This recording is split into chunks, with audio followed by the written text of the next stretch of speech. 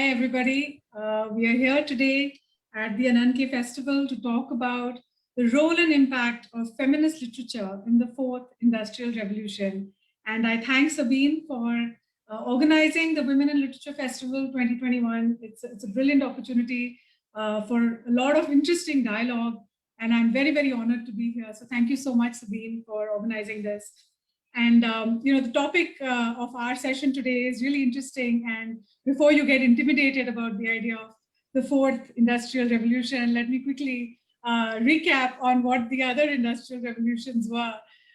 So the first was when human beings started using water and steam power to mechanize production. And then the second was when we used electric power to create mass production. The third was when we started using electronics and information technology to automate production. And now we're in the beginning of the fourth industrial revolution, or rather the digital revolution that has been occurring since the middle of the last century. And it is characterized by a fusion of technologies that are blurring the lines between the physical, digital, and biological spheres. And really this particular industrial revolution is evolving at a phenomenal rate compared to the other two. Everything is moving really, really quickly, and it's affecting every aspect of every industry in every country. So there's no part of the world that has been untouched by the internet and by the kind of evolution that has happened in all our lives ever since the internet has arrived. So we have a very brilliant panel here put together by Ananke, and I'm very happy to meet you all. I'll give a little brief background of all of you. So we'll start with Juhi Javed Hussain. Juhi is a well-respected policymaker and a lawyer who has worked both in and out of government. She's a civil servant in the UK government at present and is working on new digital and cybersecurity regulation. Her work is about finding path-breaking and innovative solutions to the most pressing problems of our times. She advises ministers on policy matters and has been called to the Bar of England and Wales. She's an advocate in the Punjab courts and donates a large part of her time to giving free legal advice. She's collaborated with the World Bank as legislative analyst and has worked in sustainability with organizations such as Lahore Conservation Society, Institute for Public Policy Research, Justice UK, and Environmental Law Foundation, besides others. So nice to have you here, Juhi. I'm so excited about our conversation ahead. Thanks, Aekta. I'm very excited and very honored to be part of this lovely platform. Our next panelist is Nighat. I hope I pronounced her name correctly. She's the executive director of the Digital Rights Foundation and a member of the Facebook Oversight Board. She's working on digital rights discourse in Pakistan, along with cyber harassment, data protection, and free speech online. She identifies as a feminist and works to empower women through the use of ICTs. So I'm going to get to that, Nighat. You'll have to explain that a little bit, but I'm so happy to have you here. Thank you so much for having me. Our third panelist today is Radhika Maira Tabrez. I hope I've got the pronunciation correct, Radhika. She's an award-winning writer, editor, writing coach, freelance, and a motivational speaker. Her debut novel, In the Light of Darkness, won the coveted Muse India Satish Verma Young Writer Award. Her other books are The Emancipation of Farzana Siddiqui, Sankarak, Defiant Dreams, When They Spoke, Mock, Stuck and Quarrel, and the non-fiction Better Parenting. She is the first Indian to ever speak at a TEDx event in Bangladesh. She won the Rising Stars India Award in 2017 and 100 Most Inspiring Writers by Indian Awards in 2018. She was one of the program mentors for Chevening Writers series held in Penang, Malaysia 2020. She's also the founder of Roots and Wings, a life skills enhancement program for children and adults. So excited to have you here, Radhika. And Aekta. Thank you, Aekta, to be here, and looking forward to hearing from Juhi and Nighat and learning from them. And Aekta, let me take this opportunity to introduce you. So it is my absolute pleasure to introduce Aekta Kapoor, who is the New Delhi-based founder and editor of Ishi magazine and the author of the spiritual memoir, 100 Paths. After a long career as an award-winning lifestyle and fashion journalist, heading prestigious publications and websites, Aekta now focuses on gender equality, social justice, and peace building through her writing and initiatives. She was mentor for the Do Schools Industry Disruptor 2020 by UN Women in India and Europe, and for the NITI UN Investor Consortium for Women's Entrepreneur 2020. Thank you, Sabine. Thank you so much. So I'll start my questions with Juhi. So Juhi, we had a conversation before this, and I was really impressed with your passion for your work and the kind of value that you're creating really online with all the policy work that you've been doing with the UK government. I'll start my questions with you. One of the key aspects of literature in today's times is the intersection of the written word with social media. And you have been working in the field of policymaking and social media. So can you share with us your findings on how technology and algorithms are influencing what we read and write today? Thanks very much, Aekta. That's a very, very complicated question, and it doesn't really have an easy answer, but I am going to try and answer it anyways. Absolutely, technology and algorithms influence everything that we read, that we watch, that we write today. The way that algorithms work on a very basic level is that they build a profile of you, and then technology platforms, and then they market or target those kind of content to you. So for example, on Netflix, they'll have a little profile of you and they'll try and recommend things to you which you would enjoy or you would take part in and you would get a kick out of. That's great because it's hyper personalization and you can get content which is tailored to you and which you really enjoy. But there is a massive downside to it because it limits your exposure so much, because you are only exposed to things that the platforms think that you like. So they exclude other things that you may also like or that you may also need to be aware of. So the way that it works is that data scientists or data sets, they build a picture of you. So they have a profile, a stereotype. And because they want to increase the advertisement, they want to increase their clicks, their user base, they will show you the stuff that you're most interested in. So if you're left-wing, you're going to be exposed to left-wing writing. If you're right-wing, then you're going to be exposed to right-wing writing. And this can be really problematic because this means that you are essentially seeing one view only, and it's very insular. And this can be very, very toxic at times. For example, if you even forget for a moment that data sets are biased and you're only being seen what they think you want to see, all algorithms are created by men. All algorithms are based on historical data sets. What does that mean? That means that it's any given data, it's not objective. It is compiled by someone and it is compiled for someone. And you think algorithms, oh my God, that's technology. How can that be biased? Well, technology didn't just come on its own. It was given instructions by someone. And the tech field is dominated by men, unfortunately, and white men at that. So whatever biases they already have, they get fed into our algorithms. And that's what happens when we see, whatever we read, it is so biased that it would just shock you. And I think we need to always realize that technology at the end of the day is a man-made thing, and it doesn't have a life of its own yet. So conscious or unconscious biases, I'm not saying that men have anything against women per se, but unconsciously or consciously, these biases creep into the algorithms. It creeps into what we read, what we see. And the fact that obviously there's massive gender inequality in the tech sector, it feeds into a toxic techno culture. And you just need to be very, very aware of everything that you read. And obviously, whatever you read ends up influencing what you write. Right. So, these challenges that you've outlined, that we end up in an echo chamber, of sorts, because of these algorithms. What do you suggest? I mean, what is the solution to these kind of problems? I know they seem really daunting, but actually we have loads of solutions. So I think I would like to answer your question in 3 parts. A, it's for the government to lay out a more ethical policy making landscape. B, it is for the companies themselves, the social media companies themselves, to understand that they have a very wide audience and that they need to include diversity in their opinions and how it's expressed, and they need to make sure that their products are geared towards all members of society. And I think thirdly, it's on us as consumers or users to take everything that we read online with a slight pinch of salt and to be aware that at the end of the day, nothing is an absolute truth, and that we need to realize that we need to use our own brains and we need to see things always a little critically. Absolutely. I think using brains, will never go out of fashion. I think we should all be completely alert and know what we're reading and really use common sense. Does it, and not fall for just about everything that comes on our timeline. So thanks Exactly. for that, Juhi. Yeah, that makes a lot of sense. I'm going to now go over to Nighat.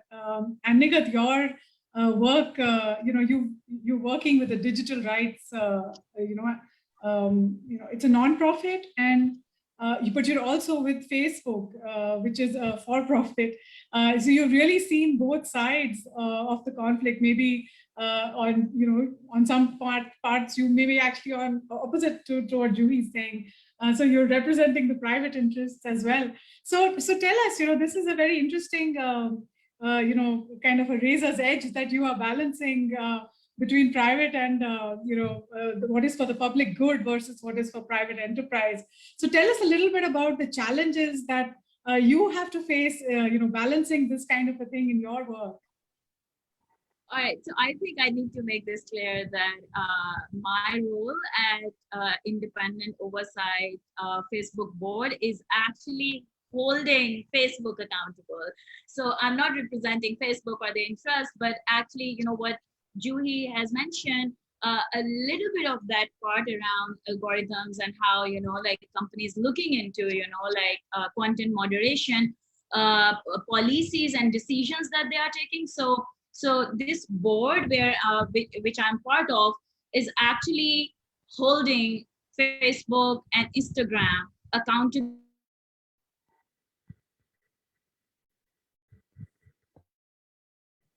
Yeah, I've lost Nighat there. Is it my connection or is it hers? No, we've lost her too. Okay. Okay, I'll come back to Nighat. I think once her connection is back, I'll move on to Radhika now. So Radhika, do you believe? I mean, you're a woman writer, though I know that that's not a classification writers like to be put under. But you've had your time in the sun. You've enjoyed a lot of freedom as a woman writer, as a writer. And do you think you've also been part of the generation that's been before the internet and after the internet? So would you say that the internet has helped women in breaking out of gender restrictions? For instance, being at home and being within the four walls of the house. Do you think that this freedom that we found through the internet, it's impacting the writing, the content, and the scope of women's writing as well? Well, I certainly should think so, Aekta, because it takes me back to the conversation you and I had on the first day, where we were discussing TikTok, and we don't know if it's by accident or it's by design, but somehow it's just ending up being this watershed moment in culturally speaking or in terms of artistic expression. And so worldwide, TikTok is about, I would say about 3/4 of TikTok users are women, and their biggest demographic is 16 to 24. So when I put that together, I'm seeing this fantastic lot of women who are in this age bracket. And it's such a wonderful age to be at, right? You're coming into your own and you've got all this energy and you've got all these ideas. And most importantly, you don't care about what the world thinks of you. And that kind of boisterosity is showing in their artistic expression. Remember, we were talking about housewives, young girls dancing in their kitchens, and housewives dancing with their kungat on in their tiny kitchens, and the pressure cooker is bellowing there. There is a very refreshing sense to their uninhibition, how uninhibited they are in their expression. I mean, honestly, I look at a lot of them and I say, oh, I won't do that for $1 million. I cannot do that. I don't think I have the courage. So I like how a lot of these young girls, this demographic is coming into the world of artistic expression with a lot of courage and audacity, which I should say, I don't think my generation had, or generations before us. No, I didn't have it. Let me not speak for the whole generation. I don't think I had it. And I think TikTok is a fine grain of rice to check for the whole this thing, because we're bound to see that kind of audacity reflect in all sorts of art forms. We are going to see that in painting, in writing, in dance. I think there was this wonderful video that went viral of a girl dancing to a song in a sari with a hula hoop, and I just looked at that video and I was like, all right, this is what I'm going to wake up to every morning until I become like her. I didn't, by the way. But I like the audacity that is coming into the play with this digital era, because, and I think one of the biggest reasons for this is that for the first time, there's a content creator, and then there's a final reproduction of their content. There are not too many middlemen in there who can filter it out, or who could. I actually have a very interesting anecdote to share here. When my first book was being put into production, my publisher and I had this long, I'm going to euphemize it and call it a debate, but at that time, I'm quite certain it was a fight over a word, irascible. It appeared in my book and he wanted to take it away. Now, I didn't want to take that word away because irascible is what that character was feeling at that time. There was no other word that would define it. And my publisher was well within his rights to demand that it's taken away, because he knows the business side of it, right? So he was saying, in his opinion, a debut writer should not put any word that will make the reader put the book down and run for a dictionary. That's a debate for another day. That's not a terrible thing if somebody picks up a dictionary and learns a new word, but that's a debate for another day somehow. But I lost that debate, and I don't think that word finally appeared in my book. And years later, I was in a lit fest, and I was in a conversation with the fantastic Bachi Karkaria. I'm sure you know her, right, Bachi? We've all grown up reading her. And she's sharing about something that happened to her a while ago, and she just goes, and you know, Radhika, that irascible Ram Jethmalani. And I literally let out a chuckle, and I saw that she was baffled. I could see it on her face. And then I realized I need to give her some context. So I recounted this whole thing to her. And I said, the only thing my publisher said in the end is that nobody uses these words right now. That's why we take it off your book. And you use it, Bachi, and it's wonderful. And in this digital era, and when I was contemplating on these questions, I realized that before we had this access and before we had this direct control or direct reach towards the market, there were so many, the whole structure and the whole system was so abrasive. And it was just so hell-bent on cutting and sculpting and polishing us into a particular way so that we fit into a standard pipeline. And that is, it's wonderful that it's gone now. And the effect of that would be we will be seeing in the length and the breadth and the texture of the work that will come out. So that's, of course, point number one. But also, I think the speed of the whole production process has also changed immensely, and that would show in the work. But I think the biggest difference in scope of our work would come from the fact that for the longest time, women have been marked down for their access to information. And so whenever they want to say something, the first thing the men would say to them is, "What do you know of the world? You barely step out of the four walls of the house." So if a man were to say that to me today, I think I'll just point toward my Google. If he asks me, "What do you know of the world?" I'll say everything. And if I don't, I would in the next 10 seconds. And I think that's a tremendous power to hold. And what's fascinating is that it has just happened over the last 10 years. So on an evolutionary scale, it's like a blink. We haven't come to realize the power of that information in our hands. The men haven't started to, cut us some slack for it. So we will see the impact, and that's a big game changer there. So we will see the impact of that in the scope of our writing as well. I am not going to be dismissive of the fact here that yes, there's still a big gender gap in women's access to this digital world in terms of their access to gadgets, their access to internet, but that is a gap that is closing in fast.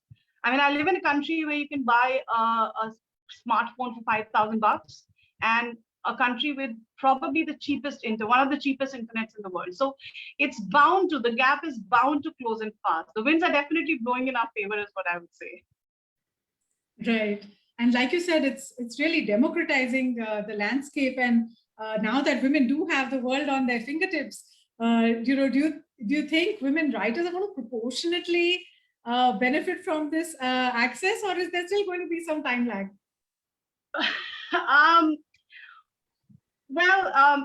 see, Virginia Woolf kind of prophesized of this future, right? When she said we need a room of our own. So now what we need a room, and we just need it set up for Wi-Fi, and then we're going to take over the world. So we don't need to be in the room forever. But right. So in terms of proportionately, see, the thing is, all right, in 2017, I think there was this study which found out that less than a quarter of US literary awards were for women writers, I think since 1950 or something. And then another data that comes to mind is, I think this was 2015 or something, when they found out that there was a survey, there was a study that was done, and they found out that if a woman submits her manuscript or what a synopsis or a manuscript to a literary agent under a male pseudonym, there's a 8.5 times better chance that she will be written back for a full manuscript.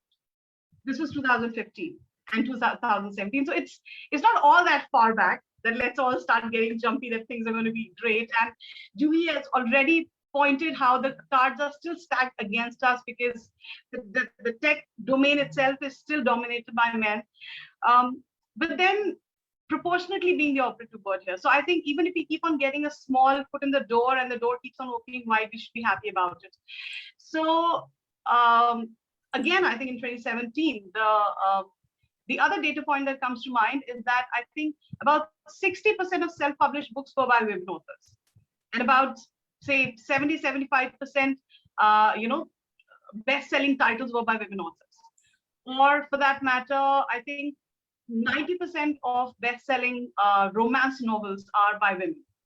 And now these people who read romance, they're a very loyal lot. Huh? So about 40% of them come back every month for a new book. So when you put these numbers together, they sound very promising. So even if it's not proportionate right now, it's bound to get, it's bound to keep on leveling up.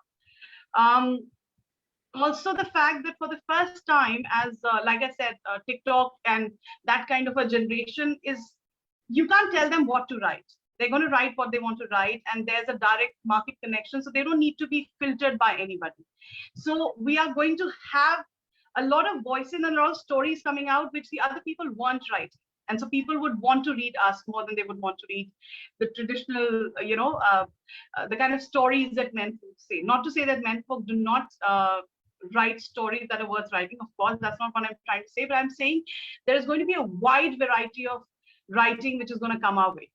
And how the technical industry used to scuttle the women writers down, putting them in the last aisle in the library, or putting them at the bottom of the pile in a bookstore.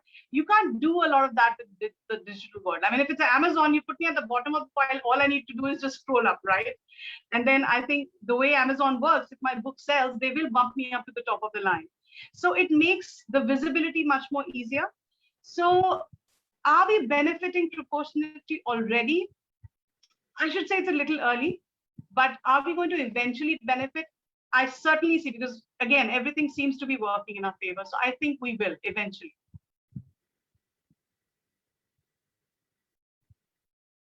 Oh, you're on mute, darling. For aspiring writers, that's excellent news. So thank you for giving us that, that ray of hope there. Coming to Juhi, actually, we're talking about this whole new freedom that women have found with the internet. And we've also talked about freedom of expression and how the internet has created a space for us to express ourselves, not just in the Western world, but also in South Asia. And you have really straddled both worlds, So what do you think? How far is freedom of expression viable in the time of social media? Because, if you can say anything, you can just say anything, So, shouldn't there be some kind of a stop somewhere? And is it helping or harming women's participation in your view in particular? Absolutely. I think it's freedom of expression is one of the most pertinent challenges that we face today. And I would just like to slightly caveat that by saying that this has always been an issue historically as well. So it's not just about social media. Freedom of expression has always been a balancing act. How do you ensure that people are free to say what they want to say while still ensuring that it doesn't harm anybody? Because you could have massive ramifications of somebody inciting violence or hate speech or prejudices against people. And on a very basic level, it could just be about, somebody's reputation. You could, it could be slander or libel. And I think there's so many different ways to view freedom of expression. So I think the way that I always find it easy to do is that we start from a place where absolutely everything is allowed, right? You can say whatever you want as long as it doesn't harm me. Now, what does harm mean? Does it mean physical harm, mental harm, emotional harm? Does it mean psychological harm? And then two people's definition of harm would be different.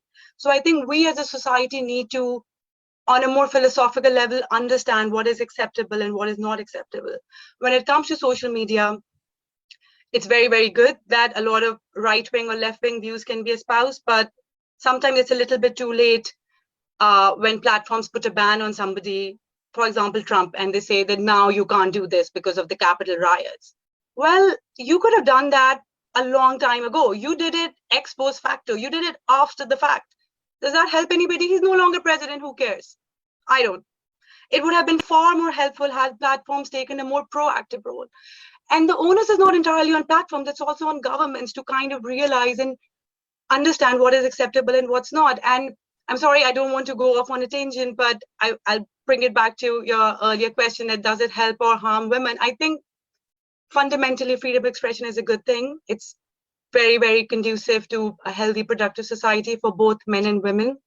I think for women especially, it has very much democratized the field. You're allowed to espouse your views. You're allowed to say loads of things that you couldn't before because you have those platforms. So I think it's a very good thing. However, we always need to realize the inherent tension between protecting freedom of expression online while still ensuring that there's safety online. Because women get exposed to so much cyber trolling, revenge porn, like the list goes on and on. So I think while I'm the biggest champion of freedom of expression, I know that it's a qualified right. And at some points you have to put a stop to it. Yeah, absolutely. There has to be, I think, if we all just follow humanity and the rules of being kind, I think, automatically a lot of things would be censored at the level that they're beginning, but unfortunately not everybody understands those kind of things. So somewhere the government has to step in and say this is allowed and this is not allowed. And private companies also have to then follow those kind of parameters. They can't be just like you said, do it after he's already out of power. I mean, it would have been great to see that they did it when he was in power, so do the capitalists stand up to those in power? We don't know yet. It doesn't look like it so far. So yeah. I would just like to also add that you also have another extreme to this, which is China, which is clamps down on every single thing, and you just have to toe the government line. So there isn't an easy answer, but I feel like we do need to realize that these are very important questions, and we constantly need to iterate, constantly need to think what is acceptable, what is not acceptable. Loads of things that were said about women 20 years ago are no longer acceptable. So I think we need to always bear that in mind. And I think this discussion has to keep happening. We need to keep talking about this. For instance, like you're talking about laws. How far can these laws, like if people are not going to actually implement those laws, or the companies are not going to, they're going to leave some loophole over there, or the audience themselves doesn't care and they're just going to flaunt those laws. So how far can laws, let's come to the subject of women's safety. Can laws actually protect and prevent?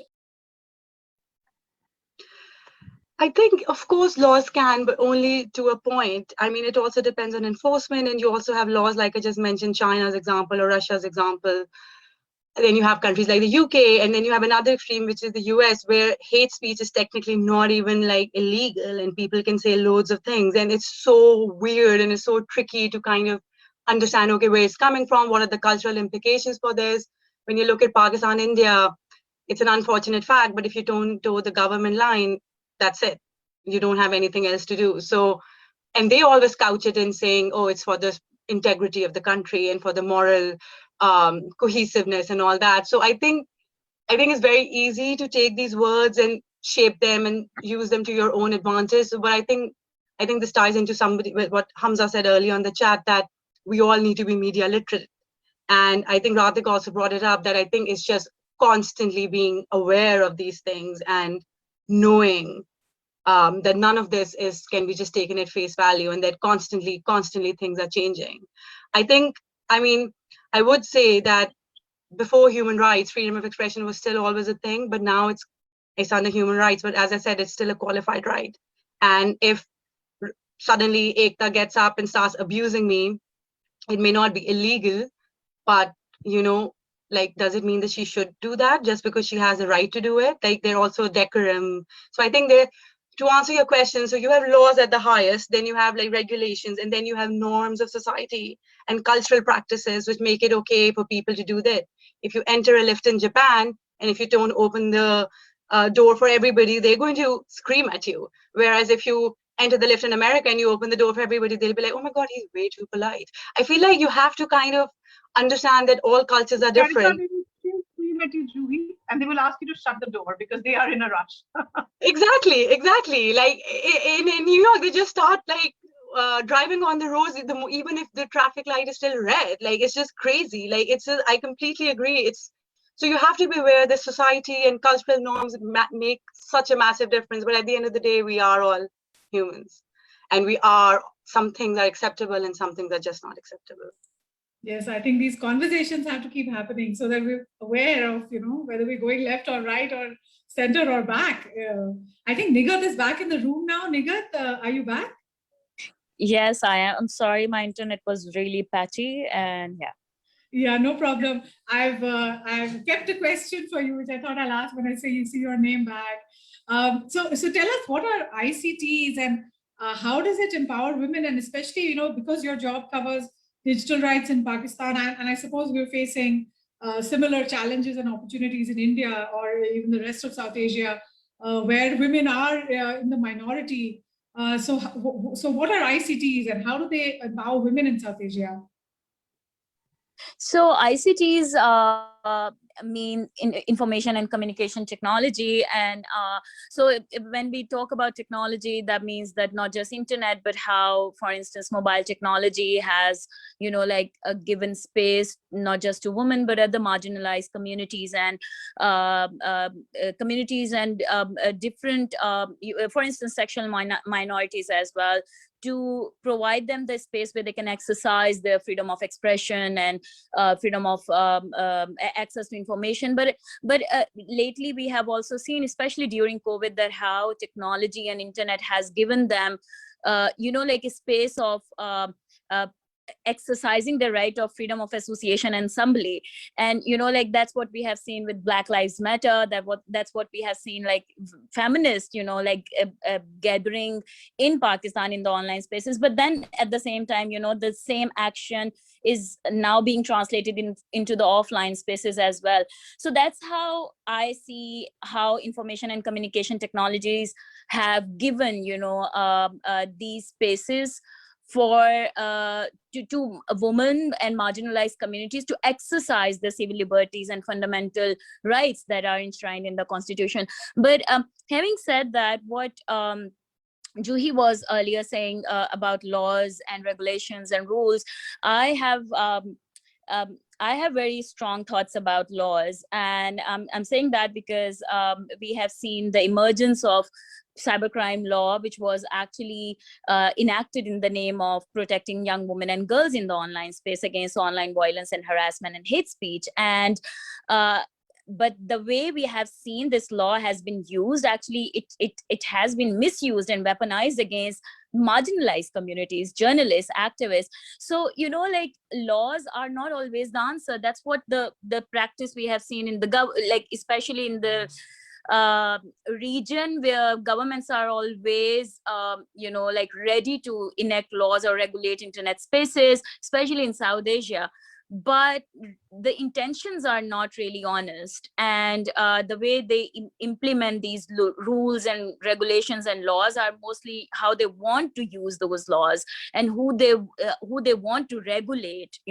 So I think we really need to see the intention of the governments and states when they regulate, when they enact laws to regulate internet in the name of hate speech, bullying, harassment, and like try to see what are the other measures or actions that we can take.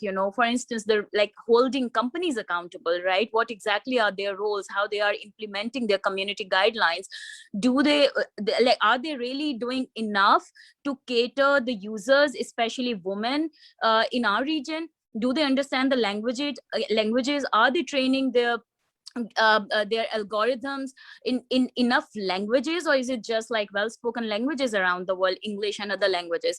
So I think there are multiple strategies and questions that we need to ask, not just to the government, but to the social media companies, to the global north donors, for instance, people like us who are working here in this region with limited resources and trying to make spaces for women and feminists in the online space so they can use and access these spaces safely and securely with limited resources. I think that's the question that we need to ask, not just to the governments and corporations, but also to the global north organizations, donors, and also that the kind of labor that we are giving. I feel like that people like us who are addressing these issues, we are giving like a lot of free labor to the companies, to the organizations in global north who are exploring these topics based on our knowledge. So I guess there are like lots of questions that we really need to explore and ask ourselves, and also ask these tech giants and other actors that how they are exploring these spaces, and where do we stand, like women of color who have a lot of knowledge around technology and human rights and exploring our spaces in this new digital world. That's kind of a very scary scenario that you're, drawing out here, because on one hand you have profit-driven private enterprises, and on the other hand you have, political interests who are using these profit-driven private enterprises to just, find their own opponents and punish them using laws that are supposed to protect the ordinary people. So it looks like a very difficult picture. And since you've been working in the field, can you give us any information about how companies like Facebook are dealing with it? I mean, we are live on Facebook right now, but I'd still like to know, like, what is Facebook doing about these kind of questions? Yeah, it's like I feel like it's not just Facebook, it's Twitter, it's YouTube, like these companies are profiting off on the content, the hate speech that is mostly used against women. Just look at the situation around Women's March in Pakistan, right? And the kind of hate that women marchers face every year after doing this march. It's not just hate speech this time. It became very, very dangerous. There were like blasphemy allegations, and so reporting this. There are people who are constantly reporting this content which constitute hate speech, not just under our local laws, but also under the community guidelines of these companies. But that they don't have the context and knowledge of what exactly is happening, and why such content comes under their community guidelines. They don't take it down. So that's what the free labor that I'm talking about, that feminists who are doing multiple roles, and then at the end of the day law doesn't really help them, because they cannot go to the law enforcement and report this content, because the other side is really powerful when you have religious radicals. So and when you reach out to these companies, they don't take down this content, because they are like, oh, this content doesn't violate our community guidelines. So people, you really have to look into your community guidelines and your algorithms. That's not our problem, because these clearly violate your community guidelines. It's just that you don't have trained you haven't trained your algorithms to understand Urdu and Sindhi and Punjabi and like Pashto. So that's not our problem. So I guess these are the things that we really need to keep pushing these companies. But at the same time, I think for laws, it's not just Pakistan. I mean, in India, there is an IT Act, but now they are also working on social media rules. We are working on social media rules. Turkey has enacted social media rules. So in countries where we don't have data protection law, we are working on those regulations which intend to, like control more of our information and data. By whom? By the government. So, like who is the lesser evil in our case, companies or governments? So I think it's the people who are the victim at the moment are the end users, victim of the regulations, and victim of the how the companies are responding to these things. So yeah, I mean, I feel like that we need to keep pushing governments and pushing these companies to keep changing their reporting mechanism. At the same time, focus on our countries also, because we are their users, we are the end users. They are making profit out of our data. So yeah, I don't know. I'm so angry at the moment. No, we are their consumers, and we're also their conscience keepers in that sense, from the way that you're describing it. I'll come to you, Radhika. There was we were talking about how the world, COVID has changed the way we worked, and it's a good thing actually that we're already in the middle of the digital revolution, the fourth industrial revolution. So it's good that we have the internet and we have access to all these tools at home. So even though we were locked down, this year has shown us that a lot of work can be done sitting at home. And women have been saying it, I think, for a long time. As long as you have the internet, you don't need to actually physically travel so much back and forth to offices. So what do you think? You've been a global traveler. You've been living outside your country and in neighboring countries. So what has been your experience in the past year when it comes to people having better work-life balances and still work being handled very nicely? Do you think there's going to be a shift in hiring and operational policies going forward, and are these going to benefit women? I sure hope so. And I'm going to speak here with my almost 12 years of experience in HR, and keeping in mind that there's always been a business case for it. There's always been a business case for diversity, and organizations which have a better gender equality, a better percentage of women participating in their executive force, in their boardrooms, have always been more successful with better turnarounds. They've always had a better profitability. So there's a documented case for it. Also the fact that I think the biggest leaky bucket, leaky pipeline, if I have to say, in terms of labor, women in labor, was women in labor force. Women in labor is something entirely different. Women in labor force would have to be the 25 to 35 age bracket, which is typically when, and I'm speaking, it's not really a global number, but I can speak from an Indian standpoint especially. And this is the age when women typically get married, so they have to quit their job because the husband works in some other country or some other city, or the age when they have a child, so they need to be home to take care of the children. So this was a big leaky pipeline, and now that can be filled with this whole work from home structure. And not to forget the fact that world over, about 60-70% of HR leaders are women. So I should think they would speak for us, and I should think they would make better policies. But I think the reluctant optimist in me should also point out to the fact that while the industry, I think, will catch up.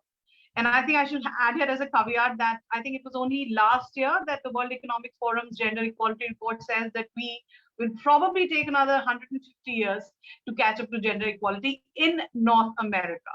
So I will leave it to your imagination what that number of years would be for the rest of the world.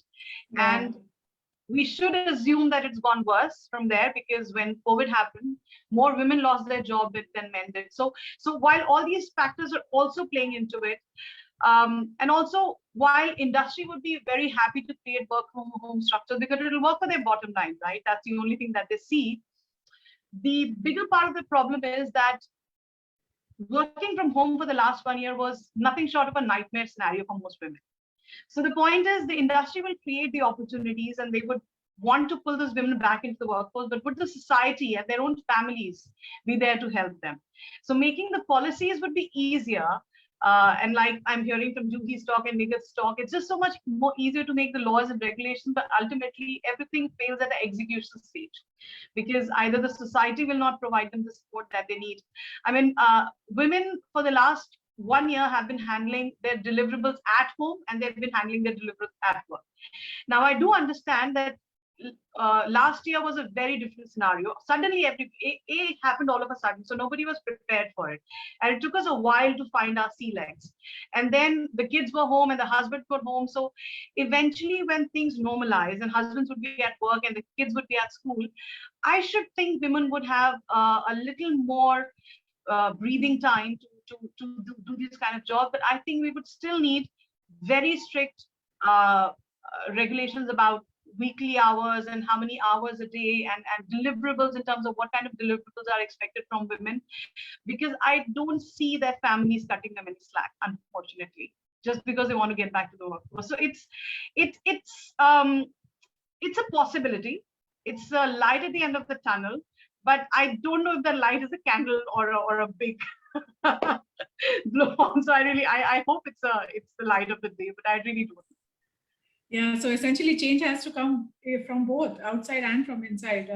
Just from one end, it's not going to help. And so coming back to you, yeah.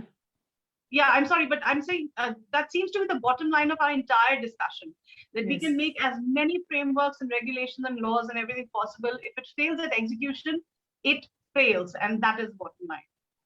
Right. If society itself is not equal, and if there are so many gaps at in so many biases, so much discrimination, it's going to just reflect online, no matter how many laws you make, how many different avenues you create. So I think we'll end with you, Juhi. We just have a couple of minutes left in this session. We've had a very beautiful conversation about the different challenges that the internet has created. But what do you think are the various opportunities that the internet is also giving women and women writers? Since we're talking about literature, give us something of hope to end this session with.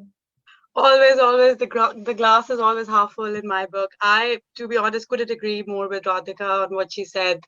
And I think it's a very different landscape for South Asian women compared to here. And I think I would like to draw a parallel with the World War. So before World War II, women couldn't do a number of jobs. Like they couldn't, apart from being nurses, they couldn't drive trucks, or they couldn't, serve in offices. And because the men had been all shipped off to war, the women were suddenly needed to fill in all those roles, which was great. And everybody found out that, oh my God, women actually can do those things. Even the Queen of England drove a truck. I'm sure it was once in a while, but she still did for the war effort. But the moment men came back, it just fell away. And while the ethos was there and the women's ambition was there, to Radhika's point, it's very difficult to gauge what the future would be. However, I massively think that world has shifted so much. There are so many opportunities for women. Just look at the fact that we are all sitting here in different parts of the world, having this conversation, being on this forum, able to exchange ideas. It's a wonderful thing. The field has been democratized. We all have a voice. And I think it's wonderful. We all have access, we all have information, and all of this brings us power. So we are all empowered to do it. You are sitting at home, you could have a full-time job, you could have kids, but you could write a blog, you could do so many things. I think it's amazing, and especially with women and childcare. For women, childcare is such a massive thing, and it still falls to women to take care of. I feel like with the internet, and all of you mentioned this, you no longer have to be in a physical space per se. You have so many opportunities, and yes, there are challenges, and yes, you have a lot of crap online, and yes, there are lots of issues with harassing women, discrimination, etc. But I think the field is wide open. This couldn't have been a better time to be a woman. You can do anything. Internet has been a force for equality. It has given all of us a voice, and I think we should celebrate that. That's bang on. I think the opportunities are so brilliant that we should, just completely disregard all the botherations that we have to face, and just look at the brilliant opportunities that has been created by the internet. Does anybody want to ask or have any questions for the panelists? You can put them in the chat box, or you can just ask if you're in the room. I would like to say something while we wait for any questions. That you asked about women writers as well, and I feel like the field has changed in the sense that you no longer need the massive resources or a publishing platform that you used to once upon a time. You can simply make a page on Instagram and promote yourself and market yourself. And the fact that these barriers, because they have gone down so massively, I think women writers are now more empowered, and you are able to start something and do something, and you are more connected to everybody in the world. So it's not just your country or your family or your community. And yeah, I could go on and on, so I'm just going to shut up now. No, it's No, been but a brilliant conversation. Yeah.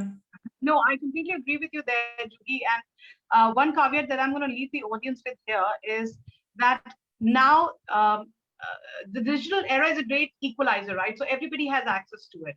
So especially women who are trying to use this to amplify their voice, let's also be very careful of who are the voices we are following, because now everybody is on Instagram. You're right. And everybody being on Instagram is a double-edged sword. So I was just the other day, I was in some other discussion and I said, it's great that you follow the Kardashians. Could you also follow Yara Shahidi? I mean, that woman is phenomenal. And the thing is, also use this opportunity to amplify or to connect with the right kind of voices, because suddenly we're taking in a lot of information. Let's be very careful of what information we're taking in and who are the people that we want to highlight or spotlight. And I think that itself is going to be a bit of a challenge. For example, a Yara Shahidi would never have as much as a following at a Kardashian, and that's a problem for us women folks. So we need to probably keep an eye out on that as well. You're on mute, darling. One of the questions is about how do we penetrate fake accounts and shadow banning and bullying. And I think this is something what Nighat talked about, that there's this constant conversation has to keep happening, and we have to keep questioning our governments, our private companies that we are using, and we think we're using, but they're probably using us. So I think these questions and these conversations have to keep going on. I really, really enjoyed this conversation. Sabine, would you like to add something at the end? This has been an amazing conversation, and I'm just, floored by, the thoughts that you've all and the wisdom that you've all shared. So thank you everyone for that. Thank you for having all of us. Thank you, Radhika, Juhi, and Nighat. I hope to take the conversation forward on other platforms.